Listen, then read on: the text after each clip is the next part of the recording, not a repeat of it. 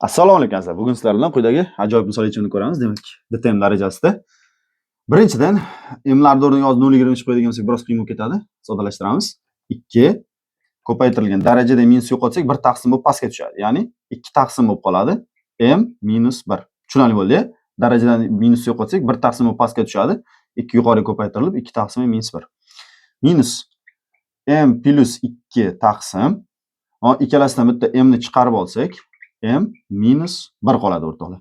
Uni mahrajida mana bu minusni yo'qotadigan bo'lsak, demak, xo'sh, bu ham 1 taqsim bo'lib pastga tushadi. M minus 1 bo'ladi. Minus 4 minus M taqsim. Bundan bitta M ni chiqarib oladigan bo'lsak, M minus 1 qoladi. To'g'rimi? Bitta M chiqib ketdi. Bo'lingan darajada minus yo'qotsak, kasr joyi teskariga aylanadi. Ya'ni M taqsim 4 bo'lib qoladi. Eslab qolasizlar. Davom etamiz. Barobar.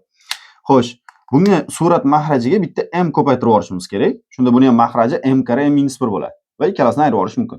M ni 2 ga ko'paytiradigan bo'lsak o'rtoqlar, 2M bo'ladi. Minus M. Mana bu minus o'rtaga albatta ta'sir qiladi. Minus 2 bo'lib qoladi. Mahraj M minus 1. Ikkalasida ham. Xo'sh, davom etamiz endi. Taqsim.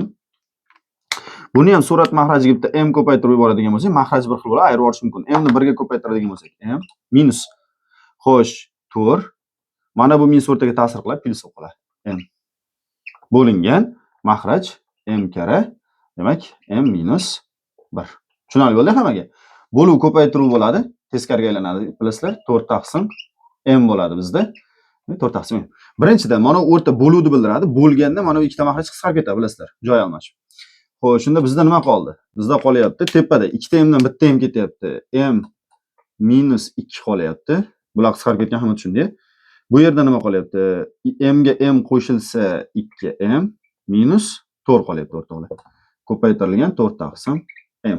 Endi qaranglar-da, mana bu pastdan 2M bilan 4 dan bitta 2 ni chiqarib yuboraylik qarshi-qarshisiga. Tepada M minus 2, pastda bitta 2 chiqadigan bo'lsa, M minus 2 qoladi. Ko'paytirilgan 4 taqsim M. Bular qisqarib ketadi. 4 bilan 2 qisqaradi o'rtoqlar. 2 taqsim necha qoladi? M. Ana endi M ni o'rniga 0,25 qo'ysak, juda chiroyli bo'ladi. Xo'sh, 2 taqsim M ni joyiga 0,125. Ya'ni 2 taqsim 0,25 degan bilasizlar, 1 taqsim 4 degan. Ya'ni 25 taqsim 100 qisqarsa 1 taqsim 4. 4 tepaga chiqishini bilasizlar, nimaga? Chunki 2 bo'lingan 1 taqsim 4 degani 2 kare 4 bo'ladi. Shunda javob 8 chiqar ekan. Tushunarli bo'ldi degan umidamiz. E'tiboringiz uchun rahmat.